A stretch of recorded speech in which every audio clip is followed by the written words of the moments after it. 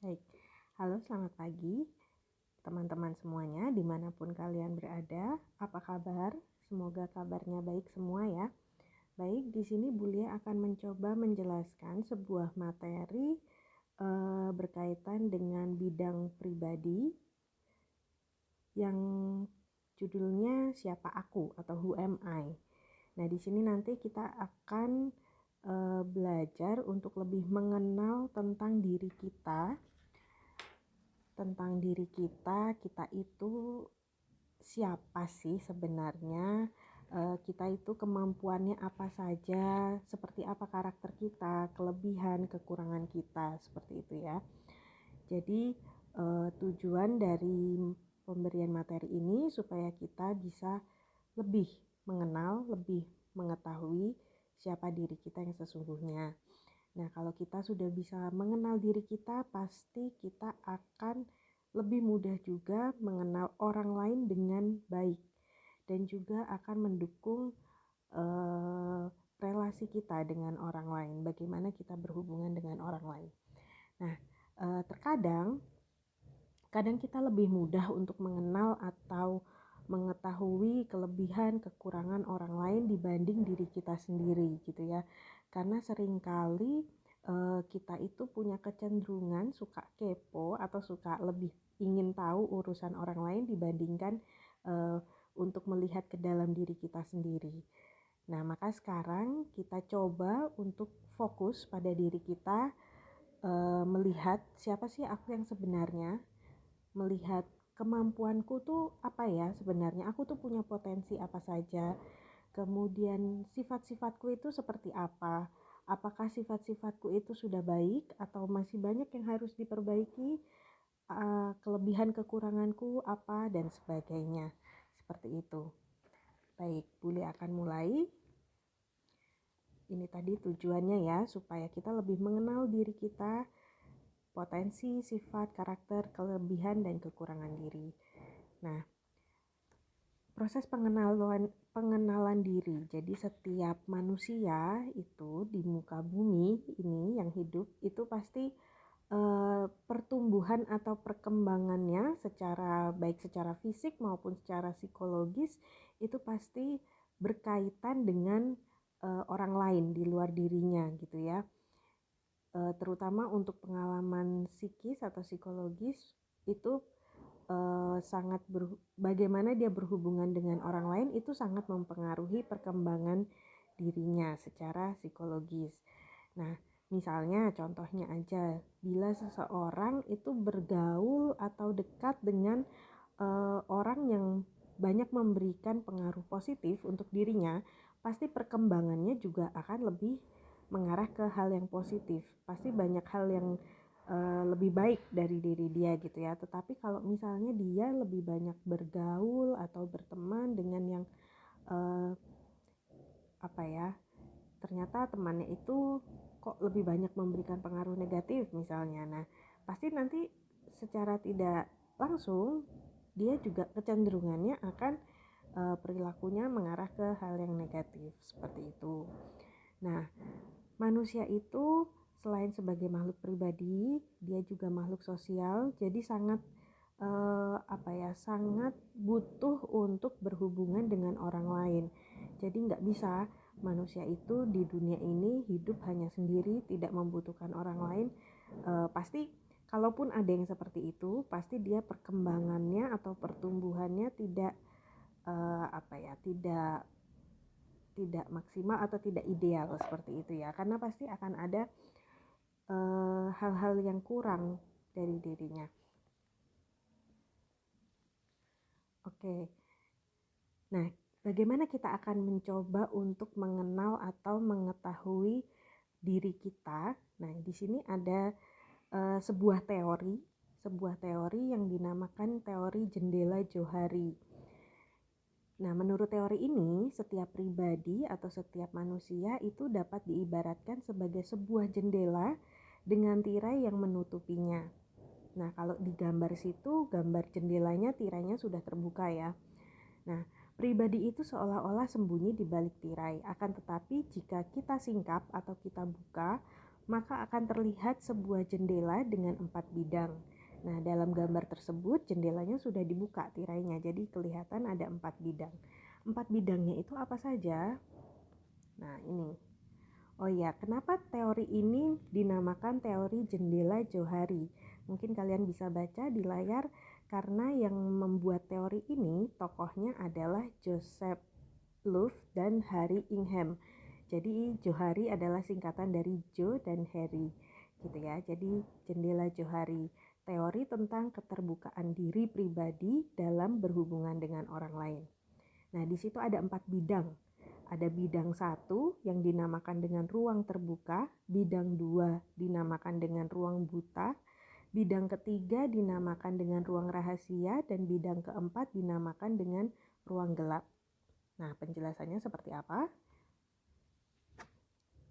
Oke, ini ya daerah atau bidang yang pertama, ruang terbuka, itu adalah daerah di mana kita mengetahui tentang diri kita mengenal tentang diri kita, dan orang lain atau kamu di luar kita itu juga mengetahuinya. Kemudian daerah kedua itu ruang buta, di mana kita tidak tahu tentang diri kita, jadi ada sesuatu hal tentang diri kita yang tidak kita ketahui, tetapi diketahui oleh orang lain di luar diri kita. Kemudian yang ketiga itu ruang rahasia, daerah di mana ada hal-hal yang tentang diri kita hanya kita yang mengetahui, orang di luar diri kita tidak tahu. Kemudian daerah keempat itu dinamakan ruang gelap. Di situ tersimpan hal-hal yang kita tidak tahu dan orang lain di luar diri kita pun juga belum mengetahuinya. Jadi belum ada yang tahu gitu ya. Oke, penjelasannya seperti ini. Ya, untuk daerah 1 berkaitan dengan hal-hal dalam diriku yang secara terbuka diketahui orang dan juga aku ketahui. Nah, ini biasanya contohnya ya, misalnya nama kita gitu kan, atau hal-hal lain yang berkaitan dengan kondisi fisik kita. Misalnya kalau Bulia, hal yang Bulia ketahui dan orang lain juga mengetahuinya, satu misalnya nama Bulia Lia gitu kan, orang lain juga tahu itu. Kemudian yang kedua mungkin secara fisik rambutnya panjang, kemudian bentuk tubuh misalnya agak gemuk, kemudian agak pendek dan sebagainya, memakai kacamata. Nah, itu ya contoh-contohnya. Kemudian bisa juga orang tuanya namanya siapa, seperti itu. Kemudian rumahnya di mana. Nah, itu adalah hal-hal yang berada di area atau daerah ruang 1 yang dinamakan dengan ruang terbuka. Aku tahu, kamu tahu. Nah, itu tadi yang berkaitan dengan fisik. Kalau bisa juga mungkin berkaitan dengan profesi, pekerjaan. Kalau misalnya Bulia ya guru bimbingan konseling gitu. Kalau misalnya kalian sebagai seorang pelajar ya mungkin hal yang diketahui adalah siswa SMP Marganingsi, seperti itu contohnya.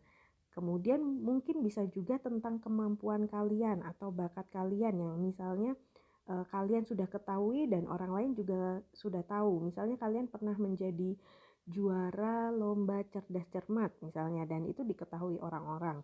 Itu bisa termasuk hal yang ada di ruang terbuka.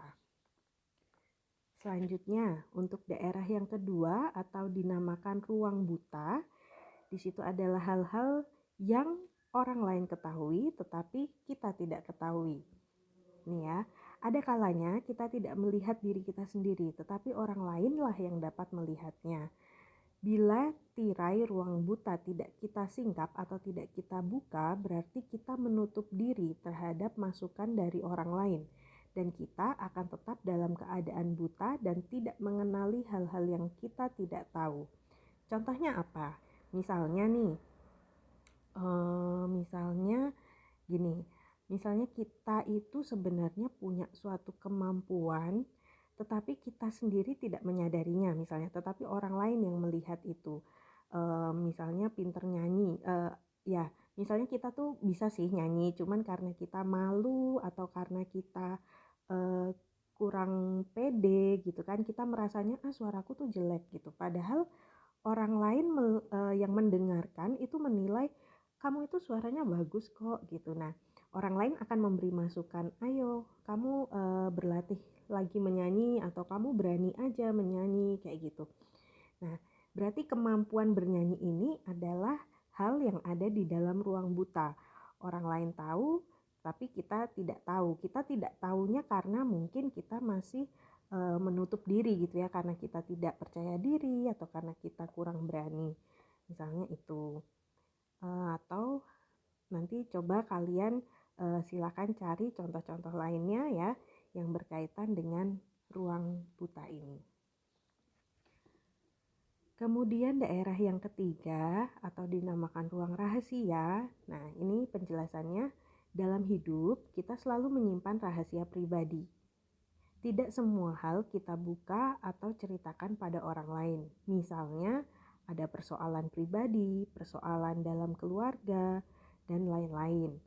Atau mungkin juga misalnya punya kebiasaan-kebiasaan yang kurang baik misalnya. Masalah itu biasanya kita simpan dalam ruang rahasia, di mana hanya aku yang tahu, kamu tidak tahu. Tapi bila kita berdiam diri dan tidak mengungkapkan isi hati kita kepada orang lain tidak akan tahu dan kita tidak mendapat masukan, sehingga kita dikucilkan orang, atau mungkin kita tidak bisa memperbaiki diri gitu ya.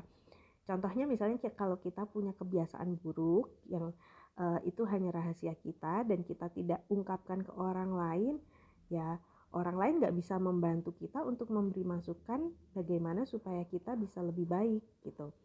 Atau misalnya kita punya tidak bisa mengungkapkan isi hati kita, misalnya nih, misalnya kita jengkel dengan seseorang gitu kan, tapi kita menyimpan perasaan jengkel itu, hanya kita yang tahu. Kita seolah-olah di depan orang kita baik-baik saja, padahal dalam hati tuh jengkel banget gitu kan.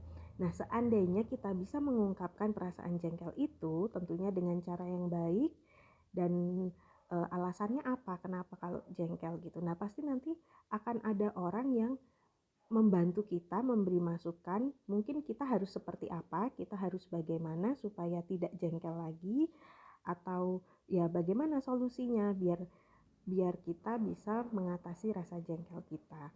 Nah, itu tentang ruang rahasia gitu ya.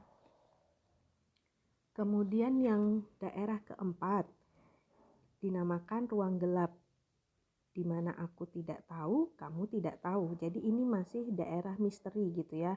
Ruang ini merupakan simpanan dari hal-hal yang tidak kita sadari dan tidak diketahui oleh orang lain. Tirai ini atau ruang ini dapat kita buka bila kita banyak berhubungan dengan orang lain dan kita membuka diri serta menerima masukan dari orang lain. Karena yang tidak aku ketahui mungkin saja diketahui oleh orang lain. Hendaknya kita senantiasa berhubungan dengan hati nurani kita yang merupakan pelita dalam kegelapan. Nah, kalau ini hal-hal yang ada di ruang gelap ini adalah hal-hal di bawah sadar kita gitu ya. Entah itu mungkin kita punya perasaan, atau misalnya mungkin kita punya dendam, atau kita punya rasa bersalah. Mungkin kita pernah melakukan kesalahan terhadap orang lain, tetapi kita juga tidak mau mengakuinya terhadap diri kita sendiri gitu. Sehingga hal tersebut kita simpan di dalam alam bawah sadar kita, seolah-olah tidak terjadi apa-apa. Padahal kita pernah melakukan kesalahan. Nah, ini kalau tidak kita lihat dengan hati nurani kita, tidak kita sadari, ya sudah, maka itu akan tersimpan di dalam alam bawah sadar kita. Dan ini bisa memberikan pengaruh yang pengaruh yang kurang baik gitu dalam kita nanti menjalani hidup kita ke depannya. Jadi kita harus berusaha untuk menyadari hal-hal apa saja yang tersimpan di dalam alam bawah sadar kita.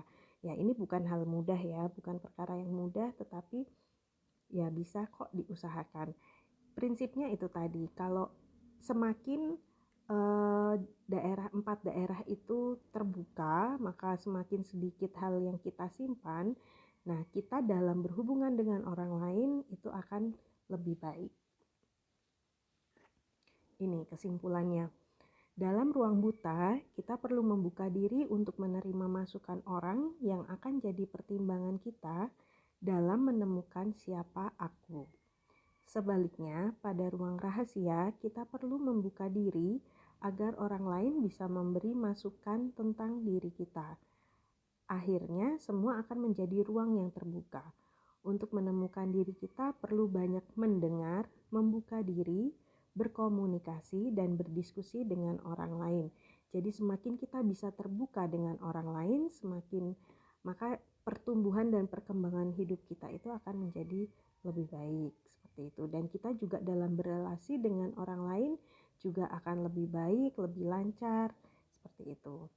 Semakin kita membuka diri dalam arti mau menerima asupan atau masukan atau saran dari orang lain mengenai diri kita, sehingga kita tidak lagi perlu untuk berpura-pura. Maka makin mantaplah kita menghadapi orang lain dalam situasi apapun. Ruang aku tahu, kau pun tahu menjadi sangat luas. Ini adalah ruang yang pertama ya. Daerah di mana kita tahu tentang diri kita dan orang lain juga tahu tentang diri kita menjadi sangat luas, dan makin sempit ruang buta, ruang rahasia, dan ruang gelap. Seperti itu. Nah, bagaimana supaya ruang satu, ruang aku tahu, kamu tahu itu bisa terbuka, bisa menjadi luas? Ya caranya dengan kita banyak-banyak mengenali diri kita, sehingga kita banyak mengetahui hal-hal dari diri kita. Lalu selanjutnya kita juga harus terbuka kepada orang lain sehingga orang lain juga bisa mengetahui tentang diri kita. Oke, seperti itu. Terima kasih, semoga penjelasan materi ini bisa dipahami. Jika masih ada yang kurang jelas atau ada yang ingin ditanyakan, kalian bisa langsung menghubungi Bu Lia, bisa melalui WA ataupun dikirim email juga kalau kalian misalnya mau email, atau juga di kolom komentar di Google Classroom ya, karena nanti materi ini akan Bu Lia share di kelas Google Classroom. Baik, terima kasih, sampai di sini saja. Selamat pagi, Tuhan memberkati.